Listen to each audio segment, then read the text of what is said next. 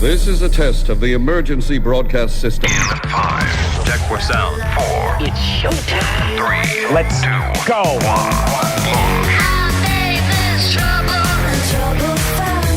Thanks to Rode Microphones and Harlan Hogan's VoiceOverEssentials.com, the home of the Portabooth Pro. This is the Pro Audio Suite podcast with Robert Marshall from Source Elements and Someone Audio Post, Chicago. Darren Robbo Robertson from Voodoo Radio Imaging, Sydney. From LA, George the Tech Whittam, the tech to the VO stars. And me, Andrew Peters, voiceover talent and home studio guy.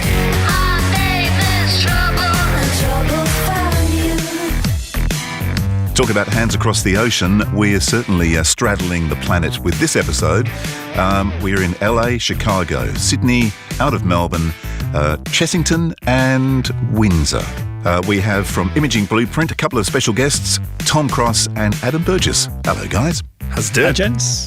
We're doing well. Under the circumstances, we're all kind of huddled at home, and I wonder if it's got anything to do with COVID-19. We should be at the pub or something. Yeah, exactly. No, I'm on house arrest. That's my issue. I won't take this damn ankle bracelet off. Yeah. Yeah.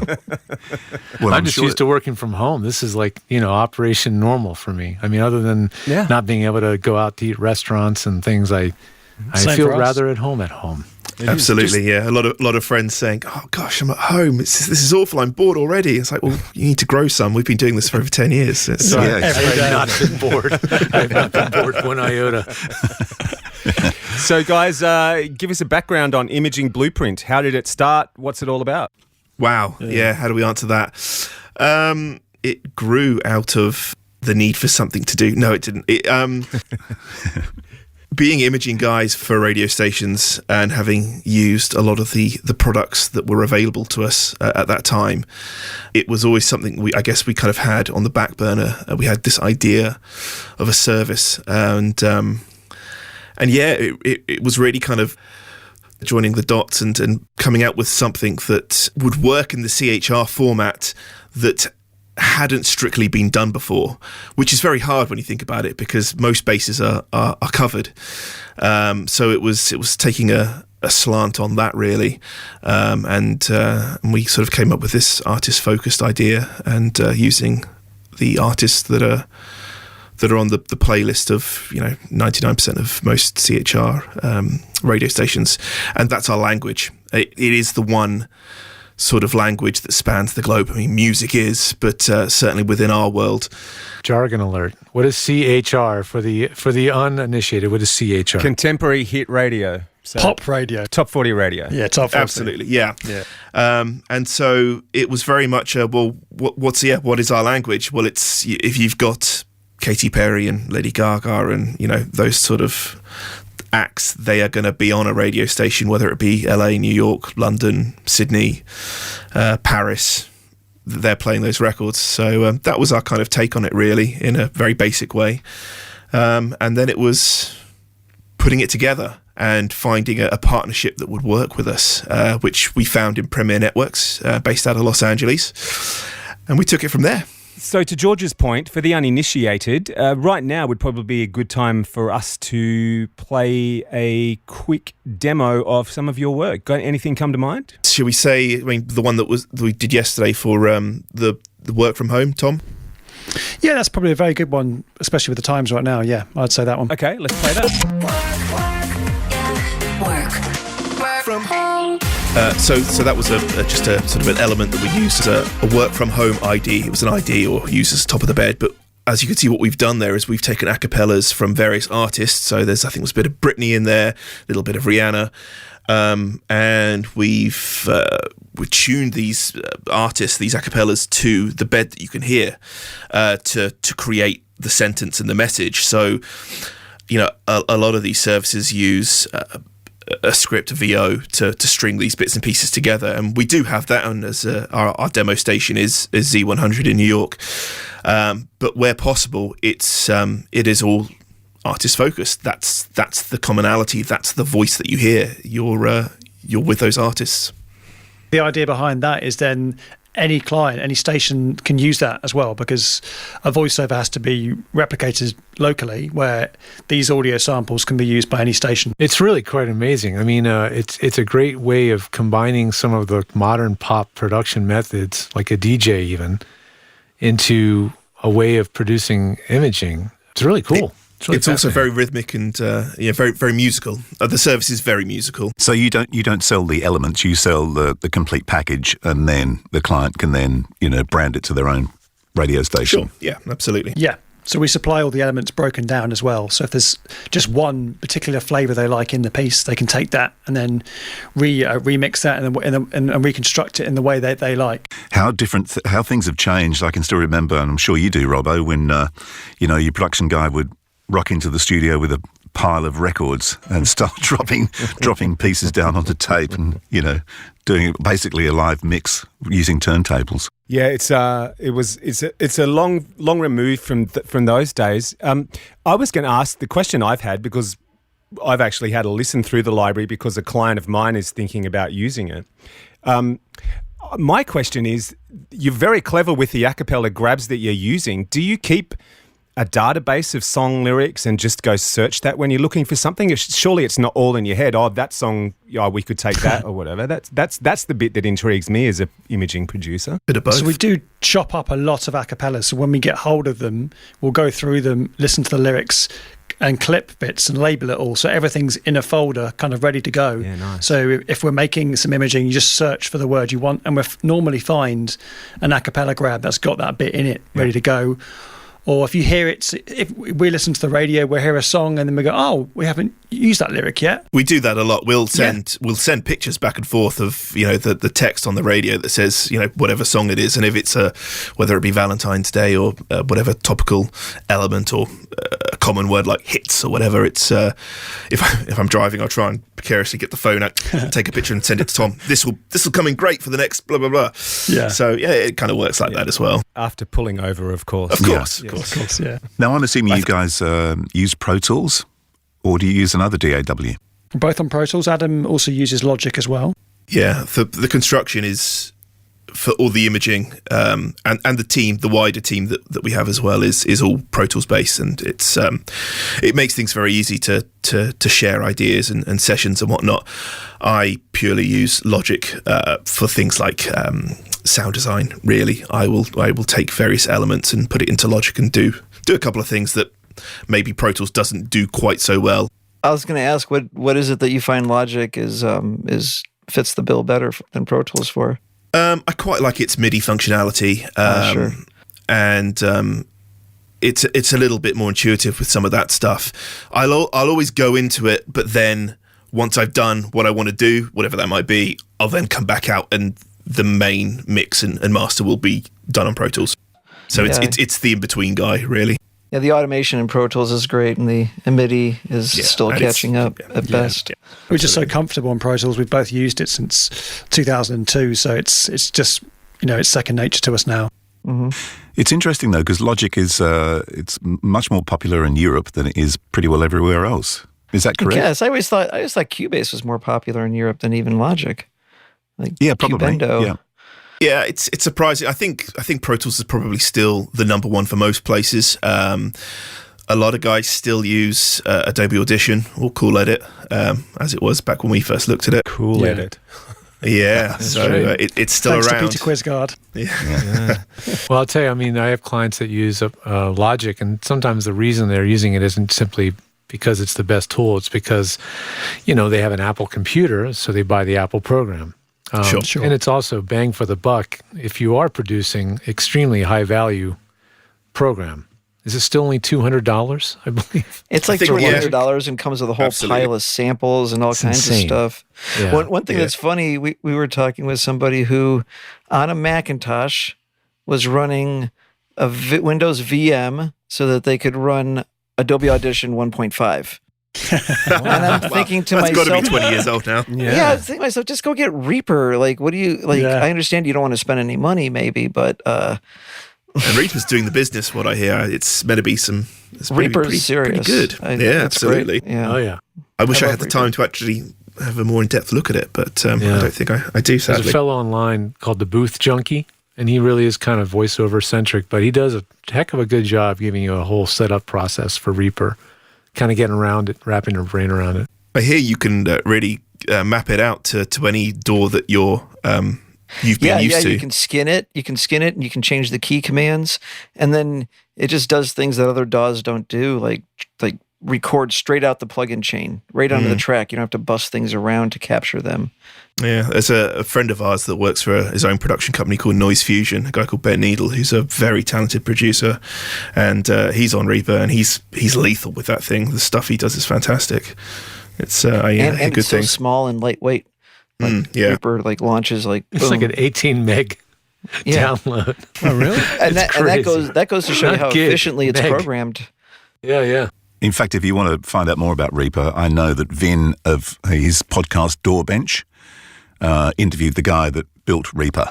It's very techy. Check but that out. if you can handle the tech, it's an interesting listen for sure. It's probably the heaviest episode of our show we've ever done too. The one we did with Vin. That's right. We did a Yes. DAW special. It was like, No doubt. geez. Anyway. Well, that and the video game composer, the guy that does video game. That was deep. Wow. Exactly. Yeah. That's right, Brian Schmidt. I think I missed all those. Yeah, you probably did. Yeah, I think you did. Go back and have a listen. Actually, no, you were there, Robert. I remember. Yeah, I think Was you were. I? Anyway. Yes, I was. Yeah. Back to the I think topic. I came in late. Actually, you did too. You're right.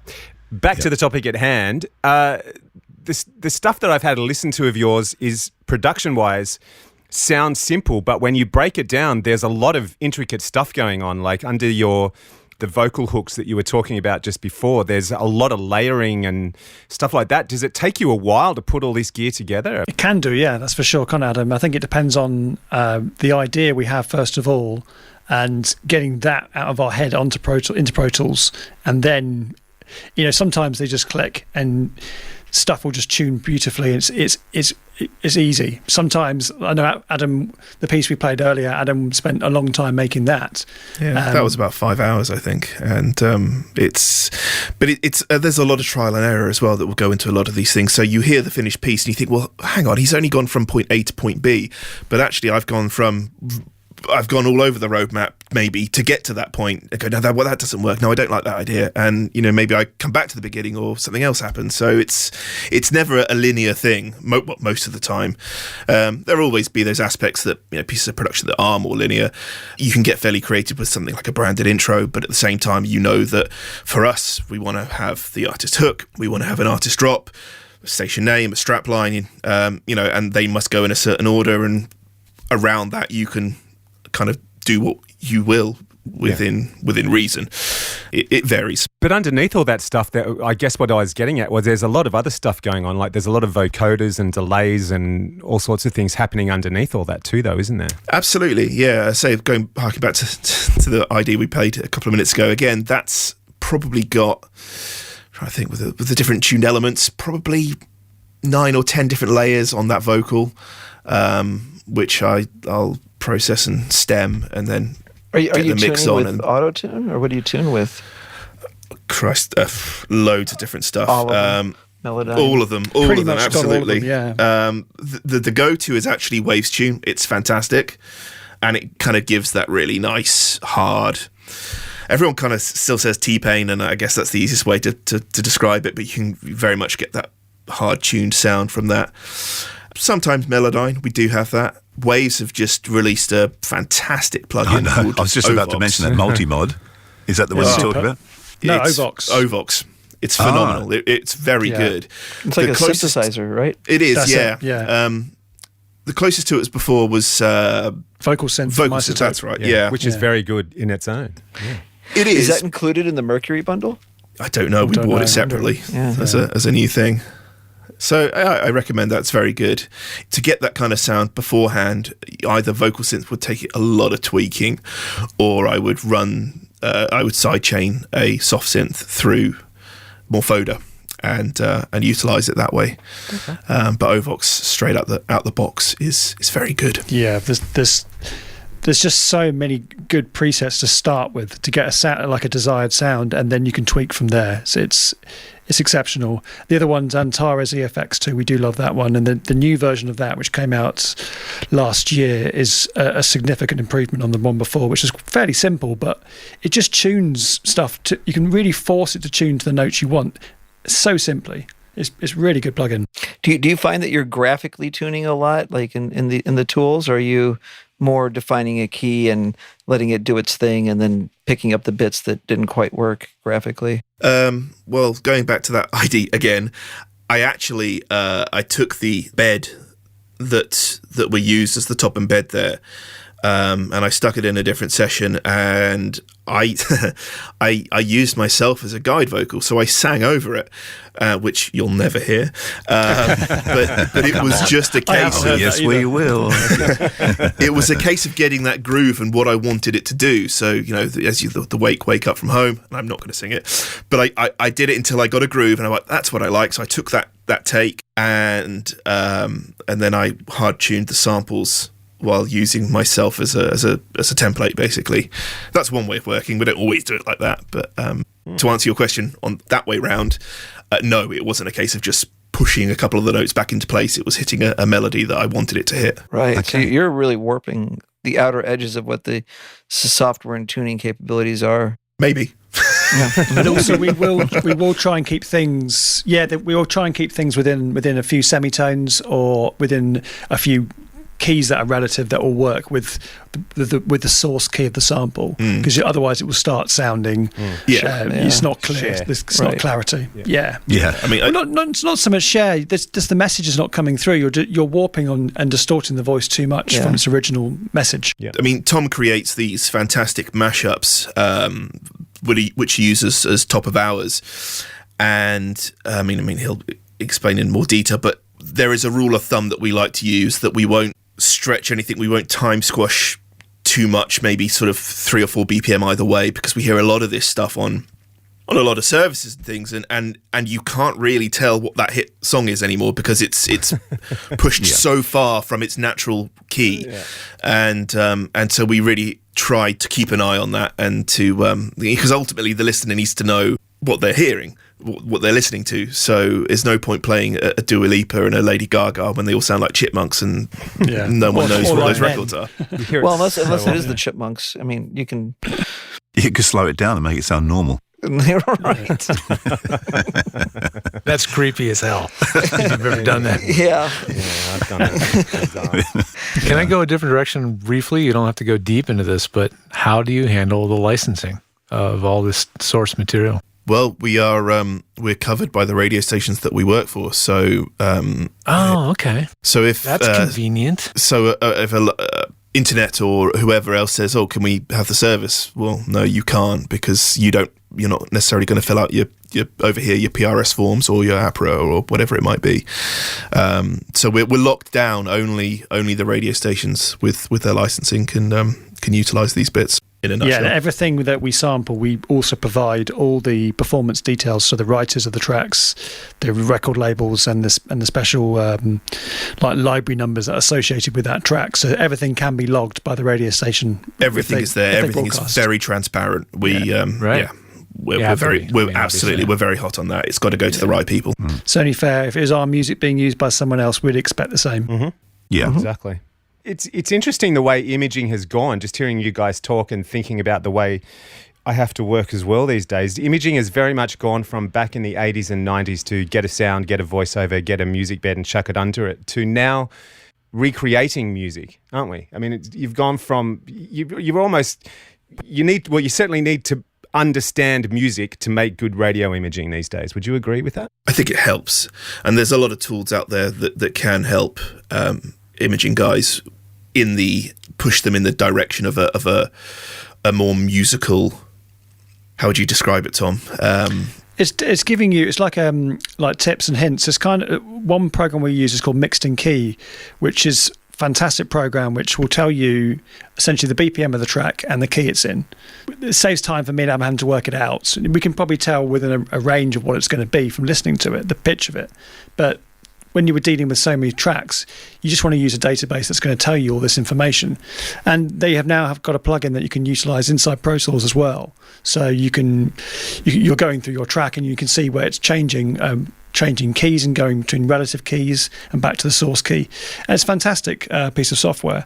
But I think having all those tips and guides to your hand quickly now, especially with YouTube as well, it's a lot easier. You don't have to be musically trained anymore. I think Tom's right, and certainly with the speed to a certain extent in which we want to produce stuff at.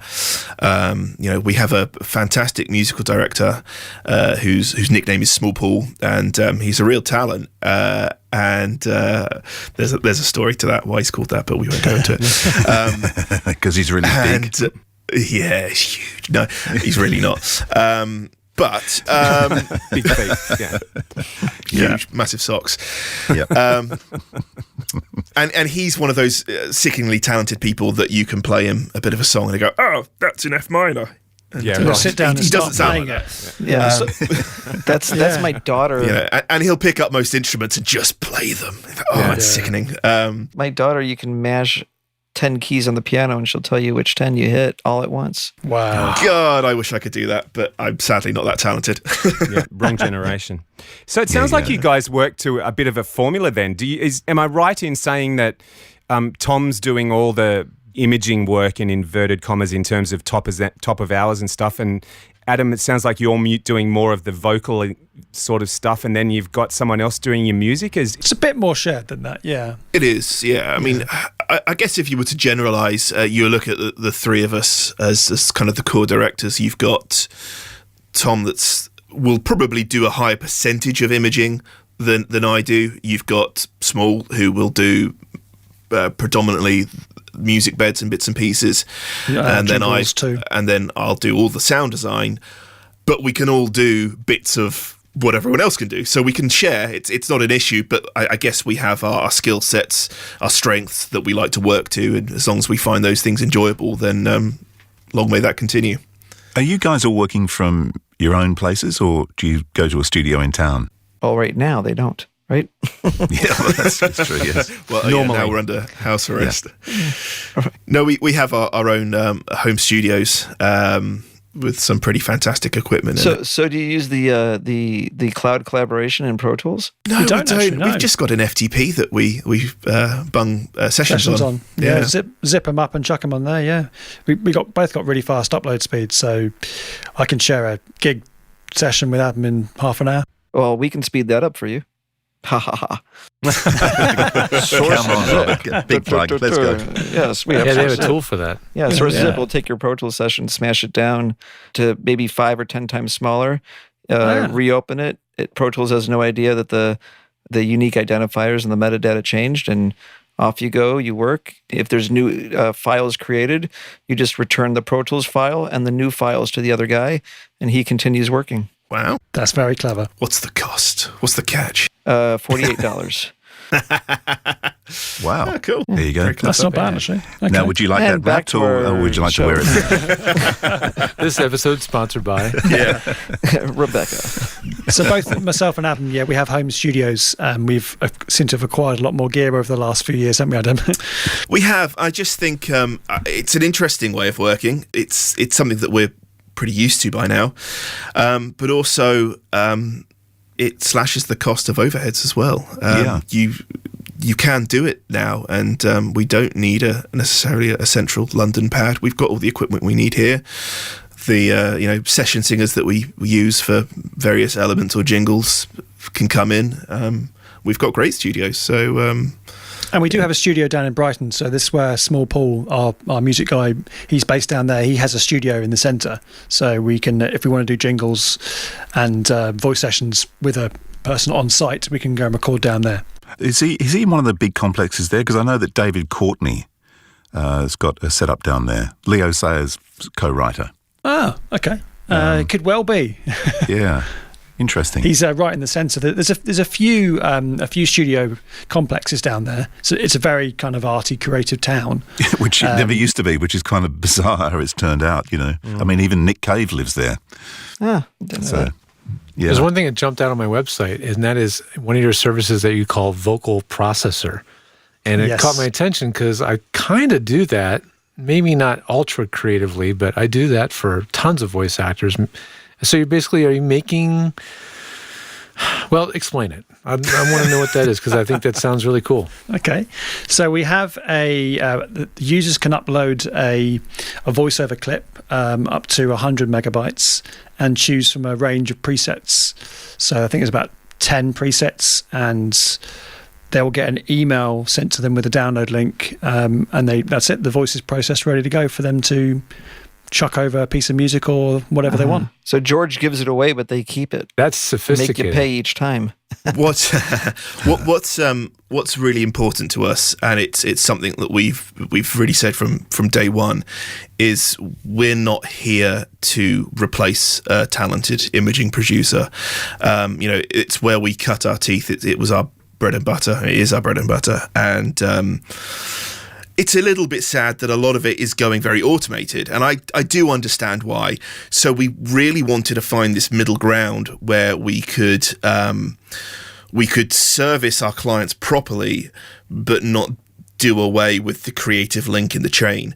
So instead of putting maybe your voice straight into the mix, or have a click a button, here's your finished piece, put it on air, it's kind of the next best thing. So you can still take your files, do what you will with them, and take your processed VO files, and then if you're not, maybe you're a program director of a network of 10 small radio stations, but you can use Adobe. Well, you can take these and you can move them around like Lego bricks, and you can still do your basic mix and stuff. So it's kind of that halfway house, I guess. I can probably demonstrate that a little bit in the way that Singapore, I work with them, because they do some of their imaging on site, and I do some. So with an imaging blueprint license, I will more than likely just use sounds and, as they talked about, bits and pieces that they've broken down to make my own imaging. But the guys in Singapore who are time poor, they'll grab a completed piece, as Adam was just talking, or the guys were just talking about, and just stick a voiceover on it and use it that way. So that's the beauty of a library like Imaging Blueprint, is that even though there's a couple of people working on it, it suits me the way I want to work, and the way I work, and the way I custom create stuff. But then for the guy on the ground in Singapore who's making 30 commercials, and then the program director walks in and says, oh, by the way, I need this, this, this, and this as well, it makes his life a little easier as well. So it's very clever. Thank you. Cheers. Well, that's exactly what Lovely we compliment. wanted it to be. That's exactly it, Robbo. Is trying to keep people on both sides happy. Because me and Adam have been the producer at the radio station as well, and we would never use something that's ready to go, put our voiceover on, because we want to make it ourselves. We want to be proud of something we've made. You don't always have the time, of course, but we'd still reconstruct and make something ourselves a lot quicker than just putting a voiceover on a piece that's already been put together. So yeah, it was kind of making sure everyone's happy that way. I'm going to get back to the fact that you're working from your own studios and stuff. It's quite fortuitous under the current climate. Hopefully you're listening to it while Yes. the COVID-19 still going, and not a year or two in the future wondering what the hell we're talking about. But if we're all still alive, that is. But did you find it difficult when you first set up at home that people actually took you seriously? Not so much taking us. We're fortunate that I say fortunate. We've worked very hard, but we both have and small included, we have a pedigree. So with the brands that we've worked for, whether it be Kiss or Capital, and also Tom had spent 5 years in New Zealand as head of production. So there was a certain pedigree that we went into this with. We weren't just sort of trying to chance it, and we had a proper game plan, a business plan mapped out of what we wanted to achieve, and then I spent the best part of a month in Los Angeles back in 2012, 2011. 2011. With an ex-girlfriend of mine, funnily enough, and I just made sure very politely that I was in front of the right people at Premiere, and to present this business plan. and we've struck up this wonderful friendship with the lady that looks after us out there. Tanya is a wonderful friend of ours, and fantastic lady. And we sort of we kind of took it from there. The reason I say that is because, and it's obviously a different discipline, but being a voiceover character based in Australia, having a studio at home, nobody really took it too seriously. There's a couple of factors, because, as I say, with the pedigree, with the fact that both Tom and I and Small have worked for these big, very well known radio stations, these big brands, and then coupled with the fact that we're represented by Premiere, which is obviously a subsidiary of iHeart. That just gives you a sort of a grounding, because all of a sudden you're linked with these big names, and then you kind of throw on top of the fact that actually we have these home studios. Yes, we might be working in a home studio, and it's not maybe the perception of a complex or what have you, but I can hand on heart say the stuff I've got here is vastly superior to any radio station I've ever worked in, because this is our business. We invest in this, and some of the equipment I've used in the past 20 years has not been that great. So it's the a case computers of always died, didn't they? Yeah, they just didn't have the capabilities really. It's some of the equipment was a bit poor. And we continue to reinvest in this stuff. So if something new comes out, if we believe that we need it for the role, for the job, then we'll get it. So what do you have your eye on? Future stuff. Yeah. Top secret. No, nothing's overly top secret. It's all pretty much, it's just the big common thing sense. for us was we both wanted to we're waiting for Apple to bring out the next Pro model for a long time, after the dustbin, and they didn't really decide to do anything. And then finally they brought out the iMac Pro, beginning of 2019 was it, I think. Anyway, whenever they announced it, me and Adam said, right, that's it. We're going to go for one of those. So we both got iMac Pros when they finally came out, and we went for the top spec on that. So they're both running 18 cores or whatever. It's ridiculous. With, 128 gig of RAM. So we've kind of got these machines that can do way too much for Pro Tools right now. So we've pretty much future-proofed ourselves there, I think. Hopefully, anyway. I'm curious to find out if you have any outboard gear, and if so, what have you got? We're both running the Apollo Quad, the UAD XE stuff. It's the Quad, the Firewire one. Yeah, which is daisy chained into one of the satellites that they do. Yes, we've got a load of the satellites for additional chips. So we're both running up to 12 chips of UAD plugins. What's the plugin? I mean, because a lot of the UAD plugins are sort of like, here's another EQ from 1972. And what's special about those things, except for their sound, which, I mean, don't get me wrong, but is it so much about the sound, or is it more about the sound being heavy-handed? It's a funny one, because I don't want to go for something just because, hey, Led Zeppelin used this EQ and it's an emulation of this. But that doesn't really interest me too much. What does interest me is the characteristics of that sound. Not that it happens to be used on maybe a classic rock record or something like that from 40 years ago. There are certain emulations that it does that, Waves do these emulations, like the SSL stuff and other bits and pieces, but there are certain things that these emulations through the UAD do which are that bit nicer. So we're looking at, you can learn to mix and you can do all these big things and change sounds drastically, and then you get to a point where you're just looking to change maybe 5%. You're just looking for something that is that much nicer than the last one you used, or has a different characteristic to it. I hope I'm explaining that well. So it is that legendary sound quality of the UAD plugins, not the creative aspect of them, which Not so obviously much. Waves has a much broader set in a sense of creative sound design tools. The UAD plugins are much more of utility processors and known things, but they have that stamp. There are still Wave staples that I'll use or that we will use that are fine. They're absolutely great, and they do the job. So I guess what I'm saying is we're not plug-in snobs. If it genuinely is good, then great, and we'll use that. But if a plugin that's half its price is just as good, then yippee. Yeah, I was talking to, actually, I'm trying to think. I was just talking to in all this frenzy, a guy who was mixing, I'll just say some extremely big stuff. And I asked him, are you using UA? And he said no. And I'm trying to think what he said he's using, and it's not Flux. God, I'll try to dig it up while we're chatting here. But it begins with an F, and he said it's a pig on the processor, but he said it has every bit the sound or better. Oh, is this one of those Fattener things? The is it a Dynamics thing, or is it it's a whole suite. It's a company that makes a whole suite of plugins, and they're not light on the CPU, but they're native based. But he felt that, in the world of that extra 5%, 2% difference, these guys were there with UA, but they were 100% native. Okay, that's great. I'll find them. Back in the day, we used to use the TC plugins. They used to have a power cord that you could run through FireWire. Right. And they had the TC the finalizer, which was a beautiful piece of hardware. You could run the plugin version of that.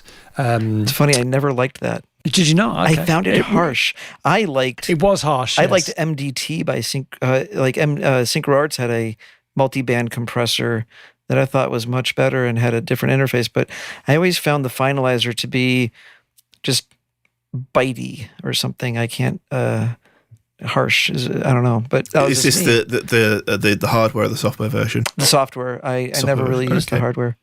But the X3 or something like that, I think they had. Yeah, that's the X3 and the X5. Yeah, the hardware me and Adam both had in our studio from the start of our career, so we were used to that sound.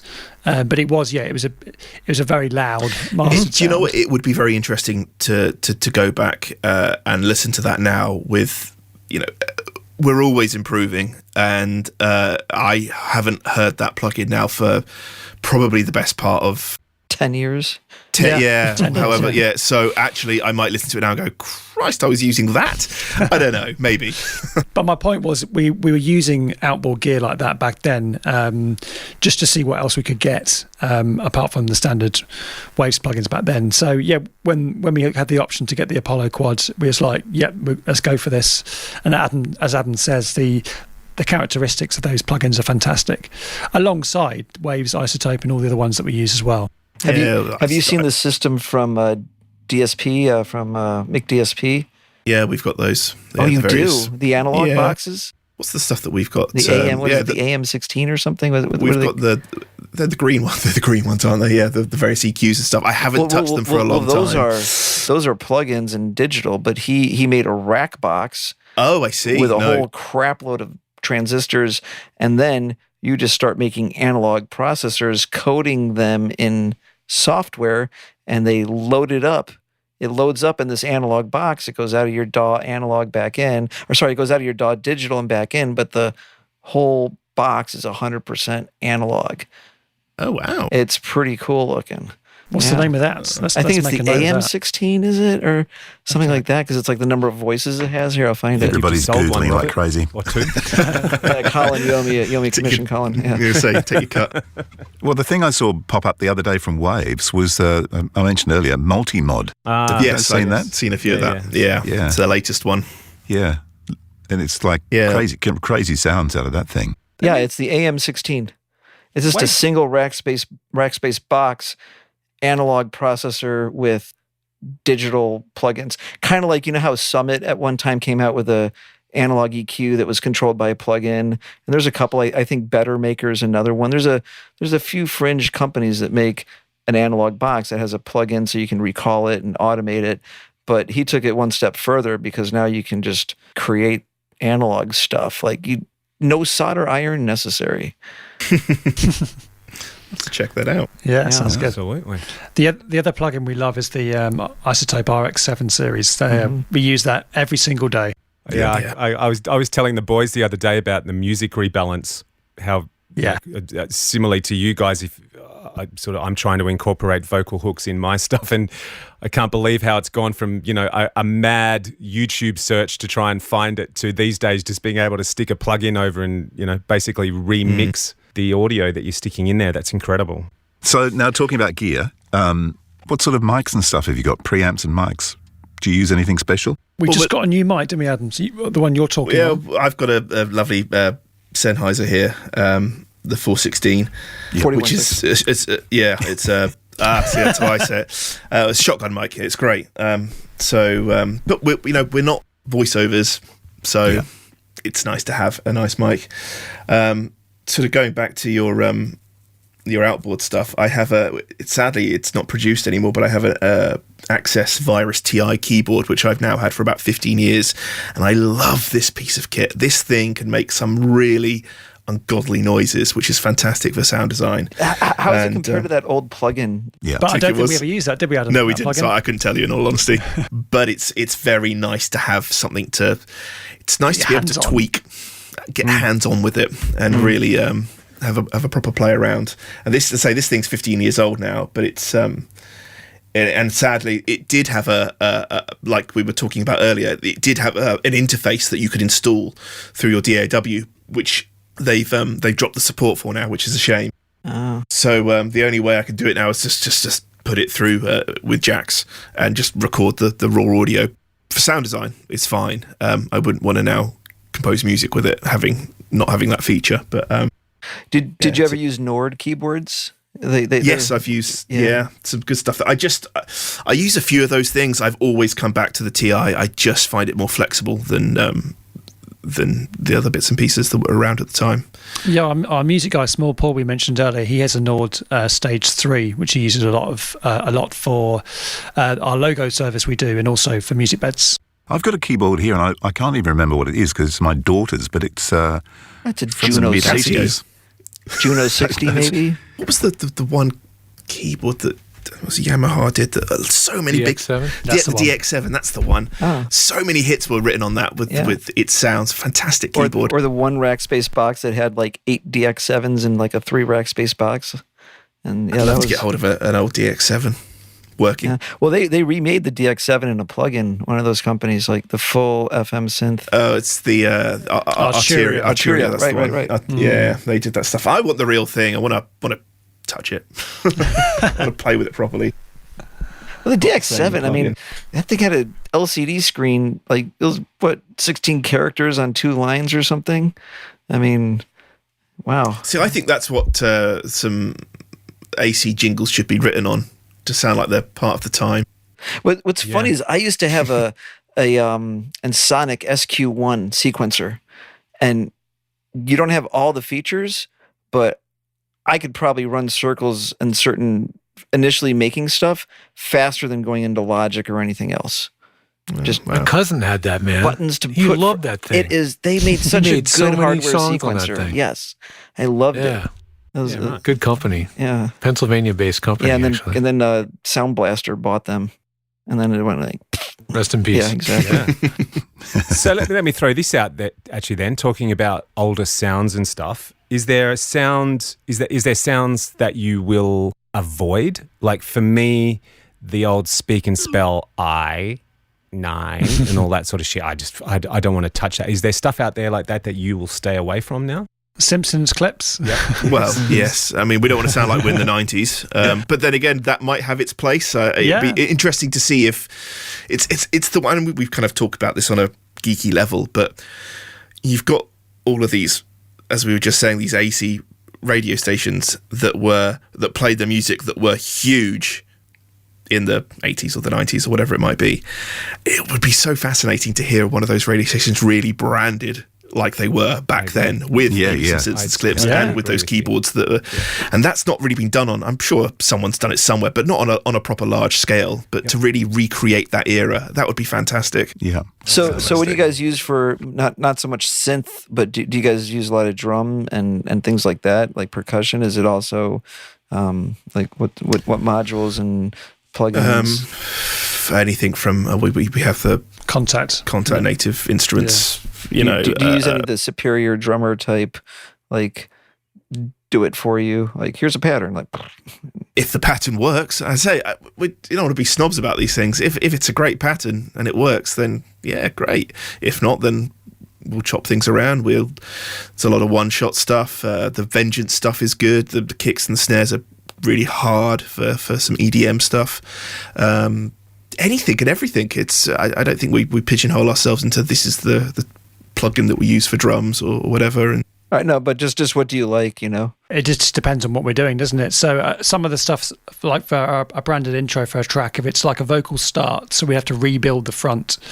Our music guy, Small Paul, would rebuild the drums. So he'd listen to the track and try and find similar drum sounds and then recreate the pattern.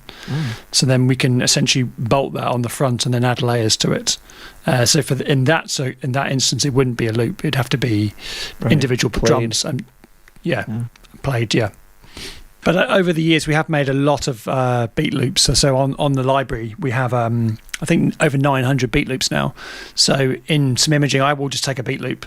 If I want to use it in like a concert promo, I'll take a beat loop from that. So that works for what I'm doing. I won't recreate it. It's already been done. In that circumstance, it's not necessary. The vocal versions of stuff that you're using, vocal only, are you getting provided those, or do you go find those? Do you make them yourselves? A combination of all of the above? Sometimes, obviously, we'll create them with the RX7. Sometimes we can get them from the record label. Sometimes we'll get them from an affiliate. There is no hard and fast route. Yeah. No, of course. You can also, if you have the instrumental, you can sometimes invert the track and then you got the inverted a cappella, then run that through RX7 to clean it up even more.